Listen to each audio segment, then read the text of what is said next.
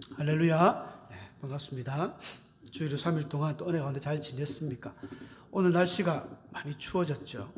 네, 모두 건강 유의하시고, 날씨가 추워서 꽁꽁 얼어가지고 코로나 바이러스도 꽁꽁 얼어서 이제 저 멀리 도망갔으면 좋겠습니다. 네, 오늘도 귀한 주님의 은혜가 함께 하시기를 바랍니다. 사도 바울은 우리가 참 복음의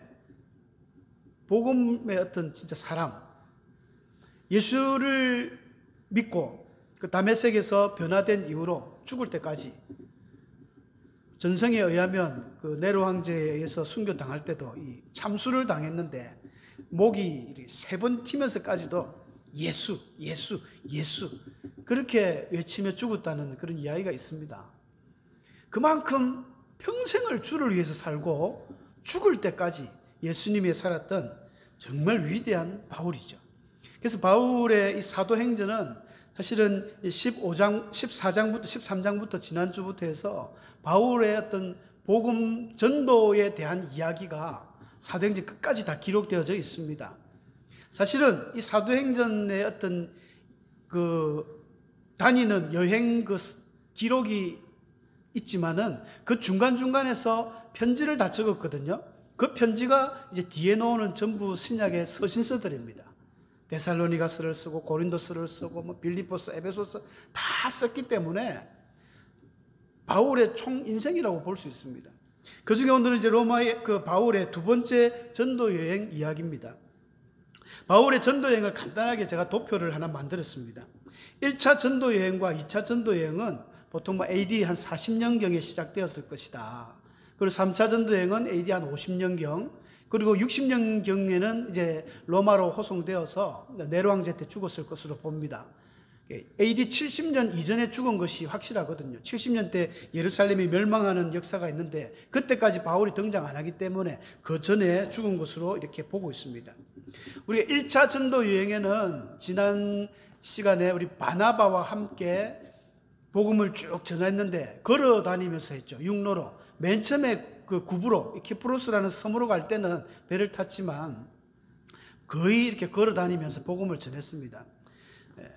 좀 짧은 시간이었지 않나 싶은데 그 중에 이제 구브로에서 뭐 스기오 바울 총독을 변화시키고 그 바예수라는 사람을 뭐 귀신을 쫓아버리고 뭐 그런 사건이 있었죠. 루스드라 같은 경우는 이 발을 못 쓰는, 날 때부터 다리를 못 쓰는 이 하반신 이 지체 장애 자를 그대로 예수의 이름으로 이렇게 세우면서 바울의 대단한 능력을 기록되어져 있습니다. 그런데 2차 전도 여행에는 바울이 2차, 3차 전도 여행이 좀 뒤로 가면 갈수록 좀 다른 모습이 나타나는데 그것이 무엇이냐면 한 도시에 좀 오래 머무는 도시가 있게 된 것입니다. 2차 전도 여행 같은 경우는 이제 고린도에서 거의 1년 6개월 동안 머물면서 이제 다른 서신서들을 많이 써요. 데살로니가서도 거기서 쓰고 이 서신서들을 막 쓰고 이렇게 작업을 합니다. 성도들을 가르친 것이죠. 1차 전도 여행 때는 막 복음 전하고 능력 일으키고 막 이렇게 하면서 바쁘게 지나갔는데 야, 이거 가지고는 안 되겠더라는 것이죠. 그래서 실제로 이제 교회를 딱 앉아가지고 하나하나 신앙을 지도합니다. 말씀을 가르칩니다. 교육을 시킨 거예요. 그런 사람들이 뭐 3차 전도 여행은 에베소에서 거의 2년 동안 그 두란노 서원에서 막 가르치고 이런 일들이 나타납니다. 그 중에 2차 전도 여행 오늘 보면 빌립보에서는 참 놀라운 또 기적들이 있죠. 우리가 잘 아시는 대로 막 감옥에 지진이 나가지고 문이 열리고 이런 기적을 우리가 알고 있습니다. 그런 사건들이 이제 기록되어져 있습니다. 바울이 1차 전도 여행을 마치고 예루살렘으로 이제 갈 때쯤에는 예루살렘 교회가 저번주 말씀드렸지만 굉장히 흉년이 와가지고 못 살게 됐거든요. 그래서 1차 전도여행을 쭉 하면서 바울이 헌금을 모았습니다. 복음을 전하고 또 공으로 안 지나갔어요. 믿음으로 부족, 헌금을 다 걷어들여서 그 돈을 가지고 예루살렘 교회에 헌금을 하러 갔습니다. 근데 헌금의 목적도 있지만 또 다른 목적도 하나 있습니다. 그것이 뭐냐면 베드로가 복음을 전할 때마다 문제가 생기는 것이 바울이 복음을 전할 때마다 문제가 생긴 것이 주로 이방인들에게 복음을 전했지 않습니까?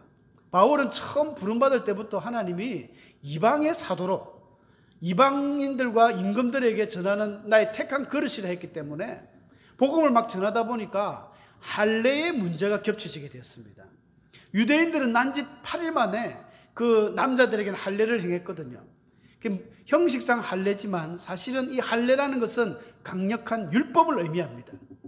그래서 바울은 이방인들에게 복음을 전하면서 율법을 가르칠 그런 경황은 없거든요. 그래서 믿음으로 예수 그리스도를 믿도록 복음을 전했습니다. 그래서 누구든지 예수 그리스도를 믿으면 구원을 받는다는 바울의 어떤 신학의 뿌리죠. 이신칭이라는. 그래서 했는데 유대인들이 그런 소식을 듣고 바울이 기적이 일어났거든요. 루스드라에서 막 그 다리를 못 쓰는 사람을 고치고 많은 사람들이 막 뜨거움이 일어났어요. 야, 이 사람은 신이다. 신이 내려왔다. 그래서 바나바는 뭐라고 했습니까? 이 제우스라고 했고, 이 바울은 말을 잘하니까 헤르메스라는 말하는 신이다. 웅변의 신이다. 하면서 막 떠봤더니 이런 기적이 일어나니까 어떻게 소식을 듣고 왔는지 유대인들이 와가지고 난리를 친 거예요. 할례 받지 않는 이거 전부 엉터리다 하면서 바울을 얼마나 두드려 팼는지 몰라요. 돌을 들고 쳐가지고 바울이 거의 죽어버렸습니다. 성경에는 죽은 줄 알고 유대인들이 저 성 밖으로 갖다 버렸다 했거든요. 근데 쫓겨 있으니까 죽지는 않았습니다. 바울이 일어나가지고는 다시 뭐 옷을 훌훌 털고 또 방금 돌 맞았던 그 루스드라로 또 들어갑니다. 들어갔다가 이제 형제들 권면하고 또 다른 곳으로 이동하는 모습을 보이거든요. 이게 할례가 문제가 된 거예요. 그래서 바울과 바나바가 이래가는 안 되겠다. 예루살렘에 가서 그 높으신 사도님들, 장로님들에게 이걸 분명하게 선을 꺼달라. 그래서 예루살렘에 초대 이제 공의회가, 공적인 회의가 모집이 됐어요. 그 당시 이제 총회장이 야고보라고 이제 알려집니다. 예수님의 동생 야고보. 낙타 무릎이라고 가르쳐진 그 야고보 얼마나 기도를 했는지 그분이 나서서 쭉 이야기를 합니다. 그때 잠시 또 베드로도 나와요. 같이 이야기를 하면서 베드로는 이미 고넬료 집에 갈 때 그 환상을 보여줌으로써 하나님이 정하다 한 것을 너희들이 가정하다 하지 마라. 이미 교훈을 받았기 때문에 베드로도 한표합니다. 우리가 율법을 지우는 것은 우리도 감당하기 힘든 이 율법을 그들에게 지울 수 없다 하면서 그 결론을 딱 내린 것이, 회의 결론이 뭐냐면 사도행전 15장 20절 29절 나옵니다. 두 번 반복하는데 이 세 가지만 지키도록 하자. 조심시키자. 그 세 가지가 우상의 제물을 멀리하고 음행과 피와 목매어 죽인 것. 다 서로 연관이 있습니다. 우상의 제물은 이제 막 그 당시 사람들이 막 우상을 제사를 드리고 거기 나온 이런 제물들을 먹고 또 그런 걸 찾다 보니까 자꾸 우상을 찾는다는 것이죠. 그래서 그런 거 하지 마라. 그리고 음행이라는 것은 그 당시 우상의 제사를 드리는 모든 그 신전에는 이런 여자 사제들이 있었습니다. 말이 여사제들이지만 실제로는 그 창기에 가까운 그런 직업 여성들이 다 있었거든요. 그래서 그거 보고 사람들이 많이 갔습니다. 로마의 아프로디테 신전에는 고린도서에 나오죠. 아프로디테 신전인 약 1000명의 여사제가 있었다는 겁니다. 그 정도로 타락해버리는. 그래서 고린티아 조마이라는 고린도 도시 자체, 이름 자체가 음행하게 되다, 음란하게 되다는 뜻이 고린도입니다. 그런 어떤 것에 많으니까 음행에 조심해라.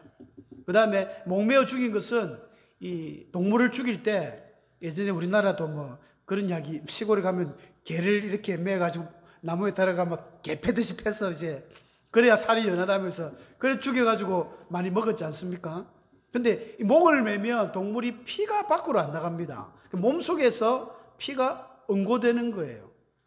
하나님은 창세기 때부터 노아 때부터 노아가 먹을 것 없이 이제 동물을 먹으라고 허락을 하면서도 조건을 붙인 것이 단 피채 먹지 마라. 이 모든 동물의 피는 생명이다 그랬어요. 그래서 이 생명을 반드시 찾겠다. 그런 말씀도 하시고 이런 것들이 유대인들은 정확하거든요. 절대 피채 안 먹습니다. 그들이 먹으라고 했던 뭐 소고기, 양고기, 염소고기 먹지만 그 이스라엘은 지금도 유대인들은 자격증이 있다 그래요. 피를 빼는 그 자격증. 동물을 물에 넣어가지고 피를 완전히 빼는 그게 무슨 자격증이 있다 하더라고요. 그만큼 자기들은 말씀에 철저하게 복종합니다. 신약에 우리 시대에 와서는 그렇게까지는 안 해도 되거든요. 그거는 이미 이제 그 모형이었기 때문에 실제가 오면 그 형상은 사라지는데 유대인들이 하도 그러니까 이것만큼은 반드시 지켜라. 그래서 피나 목매어 죽이고 똑같은 의미죠. 바울이 이런 사도들하고 뭐 장로들이 이제 결의를 해서 딱 내준 거니까 너무 이제 힘이 나고 날개를 달았습니다. 바울이 이제 복음 전할 때 자신 있게 전하는 거예요. 이거는 지킬 수 있으니까. 그래서 신이 나서 복음을 전하게 되었습니다. 바울의 2차 전도 여행의 특징 중 하나는 이 동력자들을 많이 만납니다. 우리 속담에 이 백직장도 맞들면 낫다지 않습니까? 한 사람보다는 두 사람이 힘이 있고요. 두 사람보다 세 사람보다는 10명이 더 힘이 있습니다. 바울이 2차 전도 여행을 할 때는 1차 때는 그런 모습이 안 나타나는데 많은 동력자들을 만납니다. 평생을 함께하는 멋진 동력자들. 오늘 그 16장 앞에는 안 읽었지만 1절부터 등장하는 사람이 디모데가 등장합니다. 루스드라에서 만나거든요. 아마 이 디모데는 1차 전도 여행 때 루스드라에서 바울이 그렇게 돌에 맞고 죽는 이런 모습들을 다 봤을 걸로 봅니다. 그리고 이 디모데는 어떤 사람이냐면 그 2절에 나옵니다만 루스드라와 이고니온에 있는 형제들에게 칭찬받는 자다. 부산에서 밀양까지 칭찬받는 자라는 거예요. 얼마나 삶이 반듯하고 경건한 삶을 살았는지 바울의 눈에 들은 거예요. 그래서 디모데야, 나이가 어리니까 디모데야 같이 나와 함께 전도 여행을 가자. 이제 추천을 했어요. 근데 자기 아버지가 헬라인이라 이방인이었거든요. 유대인들 안 그래도 이런 문제에 참 언제 무슨 저것도 이 꼬투리를 잡으려고 하니까 디모데를 할례를 시켜서 이제 데려갑니다. 뿐만 아니라 오늘 본문에도 읽었지만 누가가 등장합니다. 누가가 나왔다는 말은 없지만 사도행전 오늘 읽은 본문의 16장 10절부터 등장하는 우리가라는 표현에서 이 우리라는 것은 1인칭 시점이거든요. 사도행전은 누가가 기록했습니다. 그 앞에까지는 이런 표현이 없는데 딱 요때 드로아에서 누가를 만난 거예요. 드로아에서 누가를 만나가지고 그때부터는 우리가 계속 우리가가 나옵니다. 누가가 동행을 하는 겁니다. 누가는 참 대단하지 않습니까? 누가복음 사도행전을 기록했죠. 바울과 함께 신약 성경 절반 이상을 썼습니다. 두 분이서. 굉장한 인물입니다. 그 다음에 오늘 본문에 등장하는 루디아. 자주 색감 옷을 자주색, 이 임금들이 입는 옷이거든요.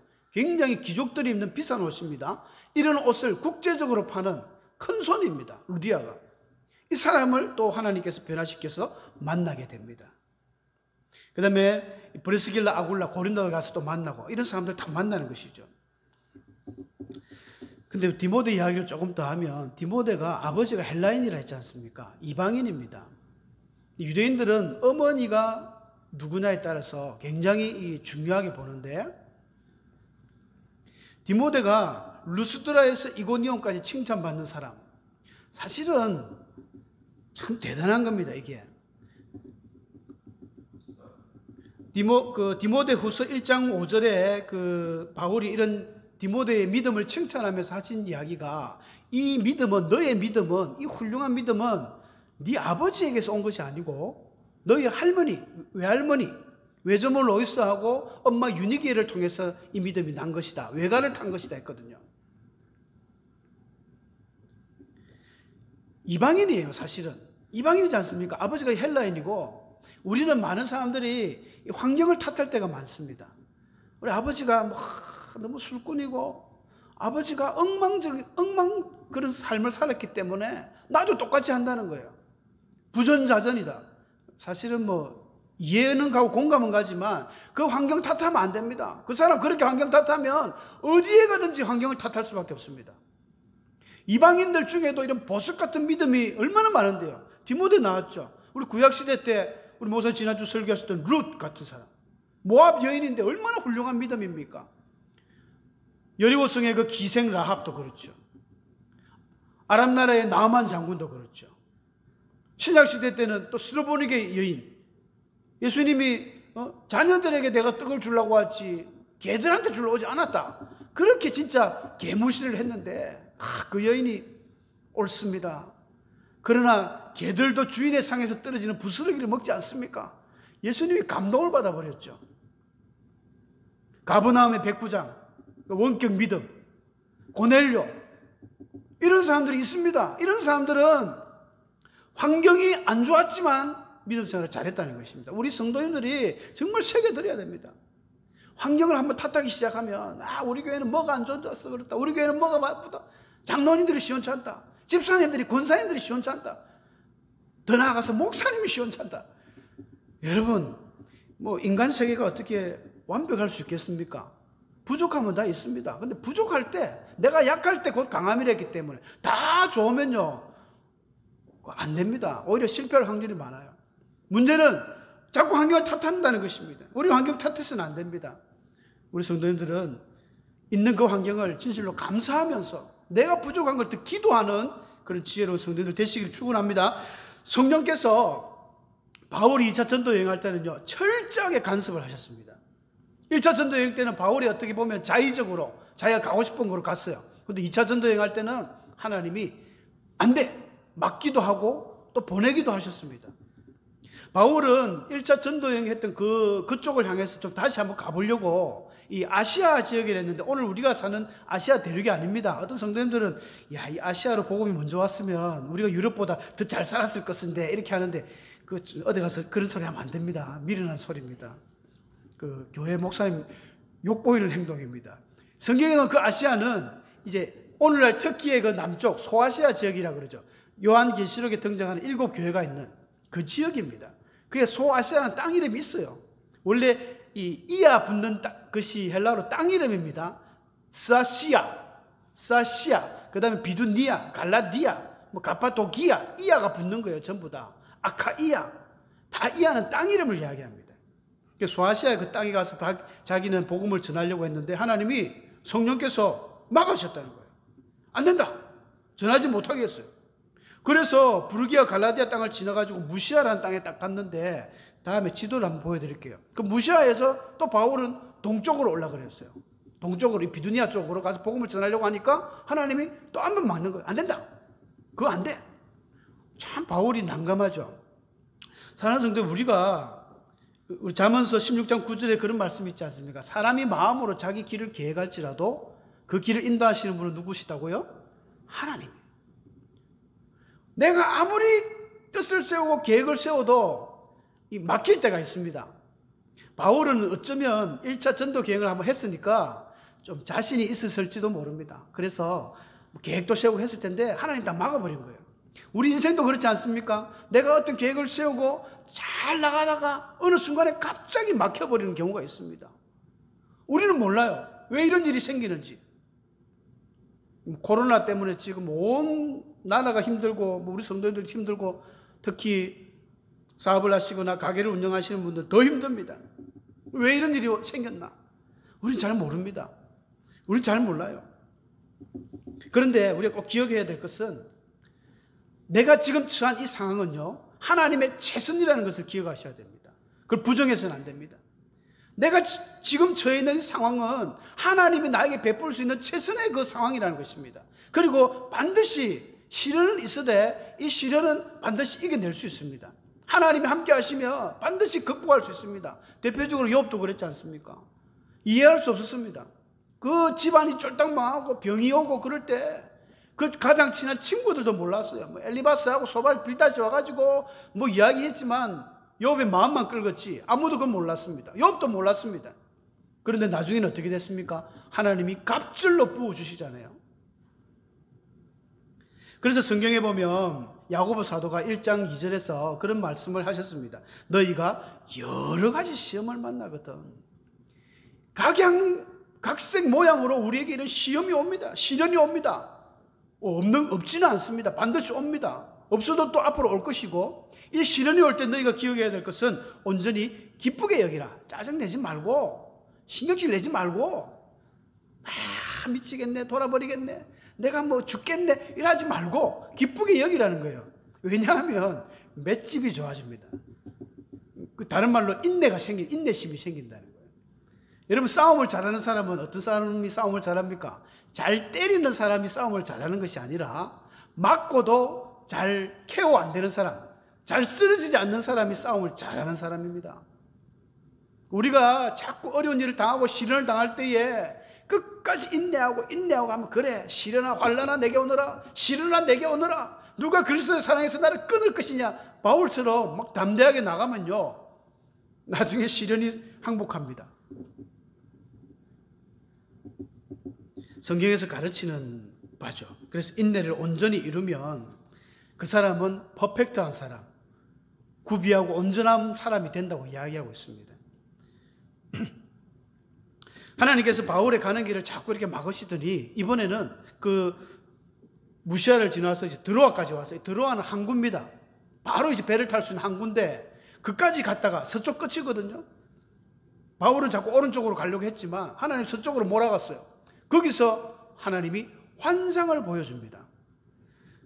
그 환상이 우리가 잘 아시는 대로 마게도냐 사람이 손짓을 하면서 이리 오라 이리 오라 우리를 도와달라 이런 환상을 봅니다. 여러분, 환상이라는 단어는 신약 성경에 한 12번 나오는데 이게 그냥 이게 뭡니까? 착시 현상이 아닙니다. 착시 현상이 아니고 어떤 아리송하게 상상으로 오는 게 아닙니다. 확실히 보이는 거예요. 원어적인 의미가 호라마, 이 호라오라는 그 본다는 그 원어를 쓰거든요. 그러니까 확실히 보는 거예요. 명확하게 보는 겁니다. 여러분, 하나님의 뜻과 하나님의 계시는요, 아리송하게 오지 않습니다. 확실하게 옵니다. 90%는 하나님 뜻인 것 같고 10%는 아닌 것 같다. 그건 하나님 뜻이 아닙니다. 하나님의 뜻은 100% 옵니다. 내 마음에 확신이 올 때 100%가 아니라 120%까지도 막 확신이 넘치는 것이 하나님의 섭리고 뜻입니다. 바울이 그걸 본 거예요. 맞다, 하나님이 저쪽으로 오라는 거구나. 그래서 바로 배를 타고 이제 그때부터 우리가 누가와 함께 디모데와 함께 이 바울의 일행이 똑같이 하나님 뜻으로 받아들이고 이제 가게 됩니다. 마귀는 우리에게 좀 아리송하게 접근해요. 항상 창세기 3장에도 보면 하와를 유혹할 때 어떻게 합니까? 참으로 의심을 던져주는 것이죠. 참으로 하나님이 동산나무의 실과의 모든 나무를 먹지 마라 하더냐. 예수님에게 시험을 걸어왔던 마태복음 4장에 마귀도 그랬지 않습니까? 네가 만약 하나님의 아들이거든, 그리고 단서를 붙입니다. 만약 네가 하나님의 아들이면 이 돌로 떡 만들어 봐라, 뛰어내리 봐라. 마귀는 그렇게 유혹합니다. 속지 마시기 바랍니다. 바울과 그의 일행이 하나님 앞에 순종했습니다. 그 순종의 결과는 어마어마한 기적이 일어납니다. 성령의 큰 기적이 일어났습니다. 그 큰 기적이 물론 뭐 감옥이 뭐 지진이라고 이런 것도 있지만 저는 그런 큰 기적 앞서서 하나님의 선택된 주의 백성들을 찾았다는 것입니다. 선택된 그 하나님의 백성들의 회심이 일어났다는 것입니다. 그 첫 번째가 루디아의 회심입니다. 이 루디아는 정말 대단한 여인이었죠. 14절 말씀 보시면 하나님께서 이렇게 적어놨습니다. 14절 끝에 하반절에 주께서 그 마음을 열어 바울의 말을 따르게 하신지라. 누가 했다고요? 주께서. 무엇을? 마음을. 루디아의 마음을 열어가지고 어떻게 했습니까? 바울의 말을 따르게 했다는 것입니다. 굉장히 중요한 것입니다. 기적은 멀리 있는 것이 아닙니다. 우리의 매 순간순간 매일의 삶 속에 여러분들 기적이 있습니다. 주일마다 드려지는 예배, 기도회, 찬양, 여러분 이런 것들을 통해서 주님은 우리의 마음을 열어가지고 하나님께서 우리의 마음을 움직여서 성령으로 이끌어 간다는 것입니다. 찬양할 때, 기도할 때, 예배 드릴 때 하나님 우리 마음을 움직이시는 거예요. 그래서 생각지도 못한 회개가 터지기도 하고 순종함이 터지기도 하고 또 교회에 열심히 하겠다는 작정하고 결단하는 마음도 터지는 겁니다. 그게 기적 아니겠습니까? 근데 루디아에게 그냥 어느 날 갑자기 애나 너 받아라, 하나님이 루디아에게 뭐 마음을 열게 하신 것은 아닙니다. 중요한 사실은 그 앞줄에 읽어보면 루디아는 어떤 사람이냐면요, 하나님을 섬기는 루디아를 했습니다. 루디아는 빌립보에 살면서 유대인인데 빌립보에 살면서 국제적으로 장사를 하는 큰 손이었지만 항상 하나님을 섬기는 경건한 사람이었다는 것입니다. 이 사실을 절대 간과해서는 안 됩니다. 여러분, 초대교회의 그 부흥의 원동력이 성령이 강림할 때, 사도행전 2장에 성령이 강림할 때 온 세계 각국에서 16개국이나 더 되는 그 나라에서 경건한 사람들이 찾아왔죠. 일명 디아스포라라고 합니다. 바벨론에 의해서 BC 586년에 망하고 아수르에 의해서 721년에 완전히 북이스라엘이 망했을 때 그 망한 이스라엘 백성들이 전 세계를 떠돌면서 그들의 뿌리를 내리고 해가지고 그 가운데서도 율법을 지키고 하나님의 말씀대로 살려고 애를 썼던 경건한 무리들이 디아스포라인데, 오순절날 예루살렘의 그 명절을 지키기 위해서 하나님의 율법이 너희 남자는 3번, 꼭 1년에 3번은 주님 그 성전에 나오라 했잖아요. 그걸 지키러 나왔다가 놀라운 성령의 강림의 그 광경을 목격하게 된 것입니다. 그래서 사도들의 설교를 받고 세례받고 성령 받는 이런 축복을 받았습니다. 경건한 자였습니다. 고넬료도 경건한 자였지 않습니까?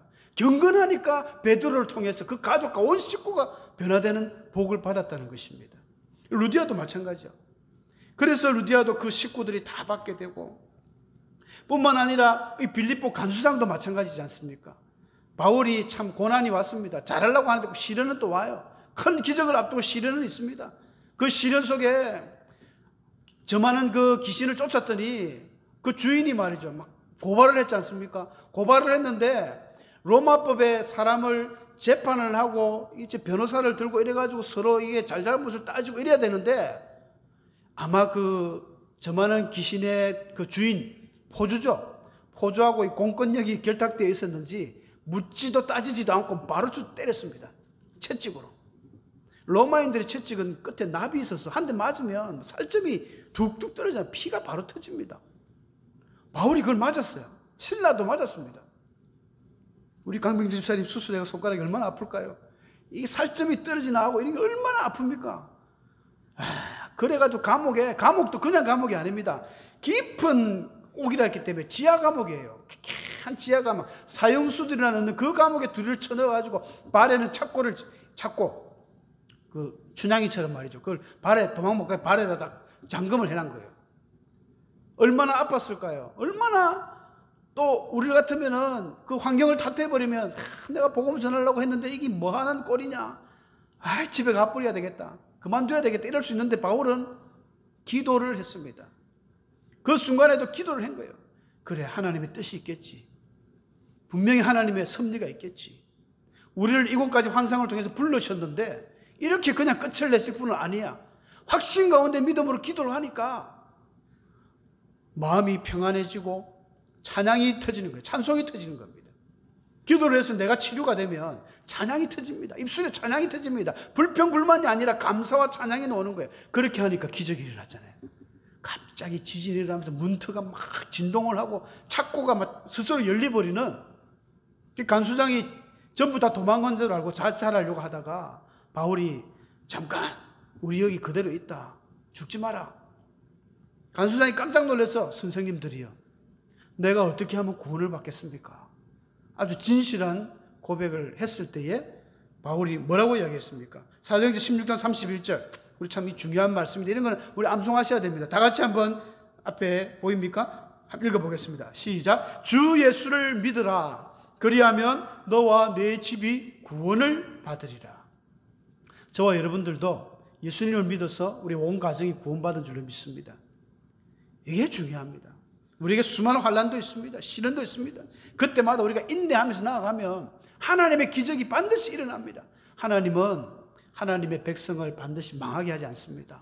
반드시 세우십니다. 반드시 회복시키시고 갑절의 복을 주시는 그런 하나님인 것을 여러분들이 믿으시기 바랍니다.